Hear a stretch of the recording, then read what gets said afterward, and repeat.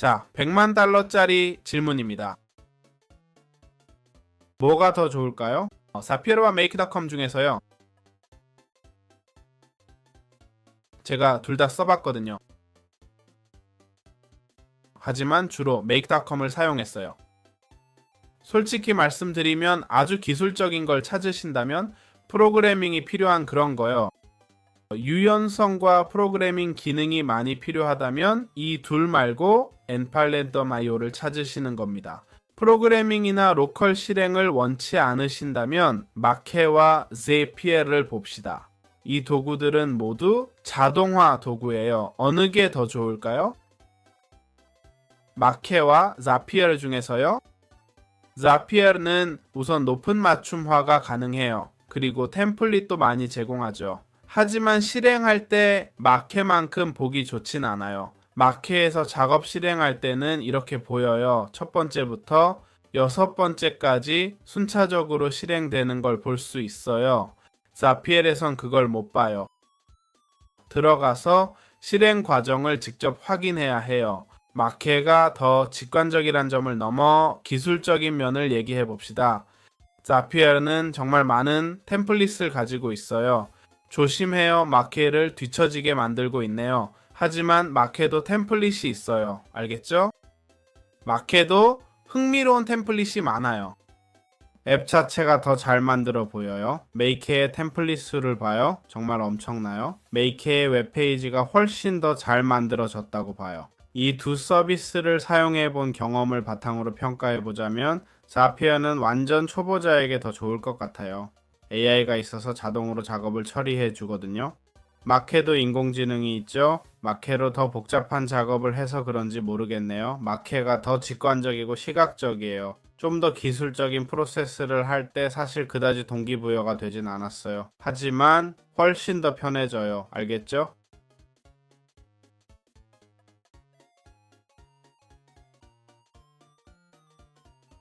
마케가 훨씬 편해요. 자피에로 배우긴 하지만 장기적으로는 마케죠. 마케를 실제로 많이 써봤어요. 1만 번 정도 썼고 자피에는 조금만 써봤어요. 마케는 정말 잘 작동해요. 자피엘가 안 좋다는 게 아니에요. 자피엘 팬들. 마케가 온라인에서 더 많은 정보를 찾을 수 있어요. 자피엘보다 훨씬 더 많이요. 물론 언어와 지역에 따라 다르겠지만 다시 말하자면 더 많은 맞춤화를 원하세요? make 100%예요.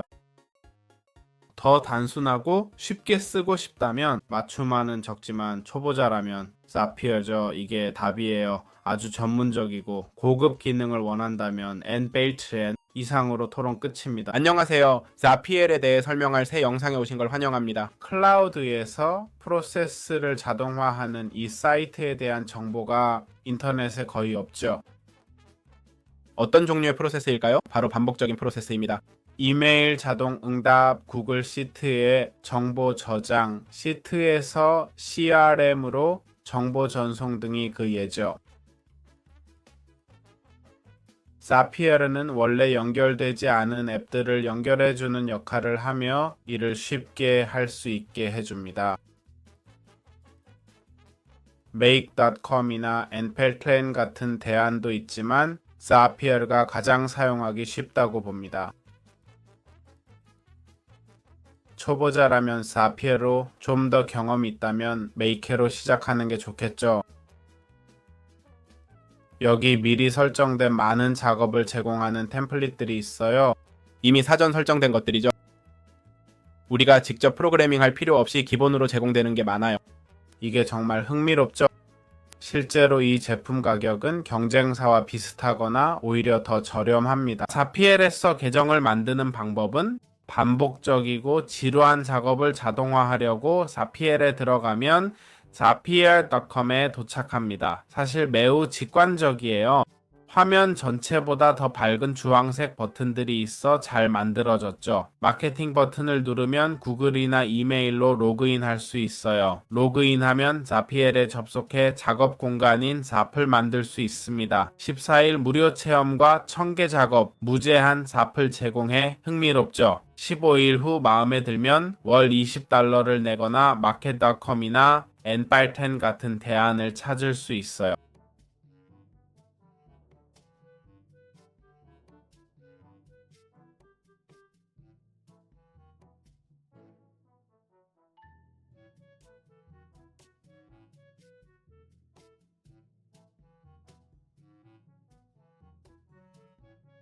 좀 더 복잡하지만 더 많은 기능을 제공합니다. 이 영상에서는 AI로 탭을 만드는 법을 알려드릴게요. 우리는 프로그래밍이나 깊은 생각 없이 사용할 수 있는 템플릿만 있는 게 아니에요.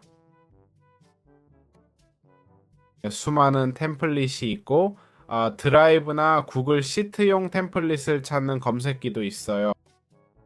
원하는 건 뭐든 검색할 수 있죠. 디스코드는 있는지 모르겠네요. 확인 안 해봤어요. 파이프 드라이브는 있어요. 디스코드도 있고 사실 다 있어요. 딥시크는 당연히 있겠죠. 그리고 딥시크로는 실망했어요. 딥시크로 실망했다니까요. 좋은 점은 오픈 라우터는 있겠죠. 그렇죠? 잠깐만요. make.com 좋다고 하려다가 오픈 라우터 있으면 괜찮네요. 보니까 있는 것 같아요. AI로 만들려면 뭘 자동화하고 싶으세요? 라고 물어보네요. 여기 예를 들면 뭐 어쩌고 저쩌고 있죠? 자, 인공지능으로 만든 거예요. 여기서 텍스트 원해요 라고 하면 돼요. 거기서 10개 랜덤 언어로 번역할 메시지 달라고 했어요.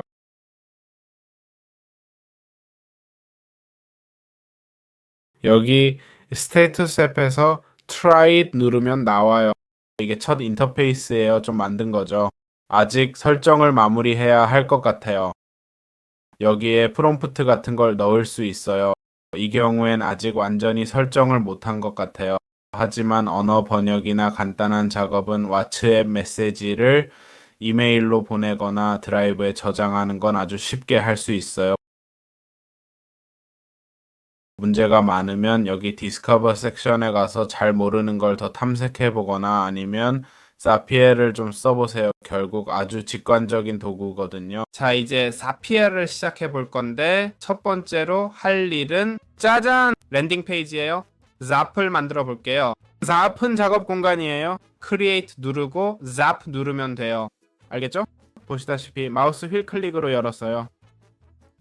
여기가 바로 zap 화면이에요. 먼저 코파일럿 섹션이 보이는데 이건 AI로 원하는 작업을 말하면 돼요.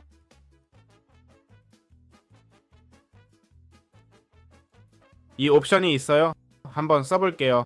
이렇게 말해볼까요? I want 영어로 말할게요. 영어로 번역해 왓츠앱으로 보내는 이메일을 원해요. 어떻게 되는지 볼까요? 보세요. 벌써 생각하기 시작해요. 알기로는 이 서비스는 무제한이에요. 마켓컴 같은 것과 달리요. 여기 첫 번째 옵션들이 나왔어요. 이메일을 트리거로 사용하게 될 거예요. 이메일이 트리거 역할을 하는 거죠. 그 다음 자피엘로 번역 작업을 추가해야 해요. 마지막으로 왓츠앱 알림이에요. 정말 직관적이라 이메일을 알려주죠. 여기서 보시면 이메일 앱이 선택됐어요. 우리가 선택할 건 트리거예요. 트리거는 이 작업을 시작하게 하는 거예요. 즉 이걸 언제 실행할지 정하는 거죠. 우리가 클릭할 때요. 예를 들어 새 이메일을 받을 때요. 새 라벨 추가할 때 등 원하는 때 선택해요. 이메일 연결하고 계정도 꼭 연결해야 돼요. 그 다음 번역에서 할 수 있는 건 정말 직관적이에요. 쉬울 줄 알았지만 이렇게까진 몰랐어요. 텍스트는 이메일 내용으로 채워지죠. 그래서 언어를 선택하면 되는데 왜인지 로딩이 안 되네요. 모른다고 가정하고 대상 언어를 설정해 봅시다. 보시다시피 수신 언어는 몰라도 됩니다. 출력 언어는 영어로 설정하면 돼요. 여기서 텍스트에 플러스를 누르고 이메일을 추가해요. 이메일 결과 추가 전에 이 단계를 완료하라고 하네요. 계정 연결 등을 해야 합니다. 이메일 정보가 있으면 여기에 텍스트로 직접 전송돼요. 그걸 왓츠앱으로 보내고 같은 과정을 반복합니다. 메시지가 전송되고 텍스트는 번역해서 나와요. 중간에 단계를 추가할 수 있나요? 물론이죠. 추가할 수 있어요. 약 7,000개의 이 추가 앱이 있거든요. 원하는 대로 할 수 있고 구글 시트에도 저장 가능해요. 제품 한 개 내에서 옵션은 사실상 무제한이에요. 비용을 감당할 수 있다면 원하는 만큼 확장 가능해요. 이렇게 세 app이 작동하며 매우 직관적이에요. 다른 자동화 프로그램들과 비슷하게 작동합니다. 자피엘의 앱을 어떻게 연결하나요? 자피엘은 앱 연결기지만 제대로 연결하려면 계정이 필요해요.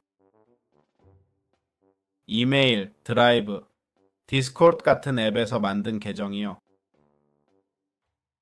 그래서 우리는 두 가지 중 하나를 제공해야 해요. 그 자동화에 쓰고 싶은 이메일을 주거나 아니면 API를 줘야 해요. 예를 들어 딥시크의 경우를 생각해봐요. 딥시크를 찾아보면 딥시크 API를 검색하고 들어가서 딥시크 API 덕스에서 API 키를 신청해요. 클릭하고 들어가서 만들면 돼요. API 만들기는 무료지만 사용은 유료예요. 왜 그럴까요?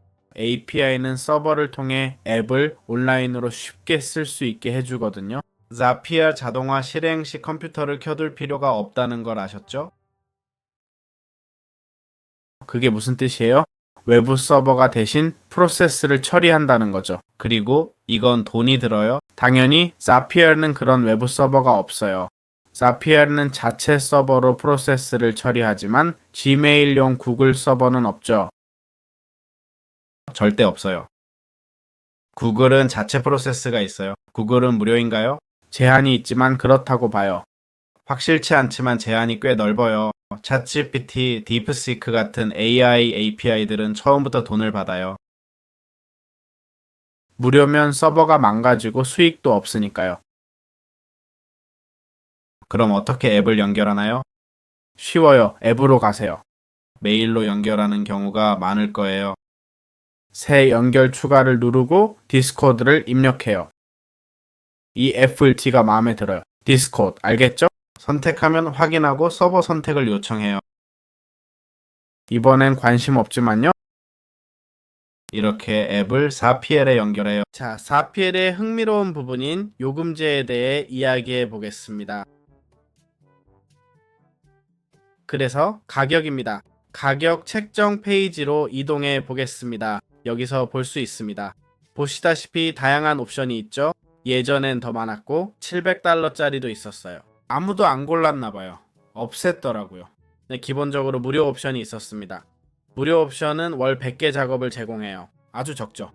make.com과 비교하면 자동화 플랫폼, 무제한 잡스, 2단계 잡스, 자동 잡, 생성 AI를 제공하는데 이건 좀 과하네요. 월 20유로면 750개 작업을 제공합니다. 작업 계산 방식은 마케와 같을 거예요.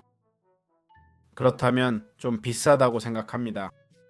작업이 전체 프로젝트 실행이면 괜찮아요. 각 미니 프로세스가 작업이라면 별로예요. 전체 프로젝트를 실행한다고 봐야겠어요. 그렇지 않으면 이 가격은 경쟁력이 없거든요.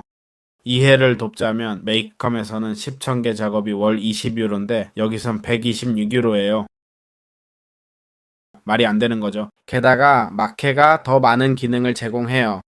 잡스 AI가 흥미롭긴 해요. 근데 공짜로 주면 그만큼 가치가 없다는 거죠. 앱 연결이 많은 건 사실이에요. 마지막으로 팀플랜은 월 67유로에 2,000개 작업.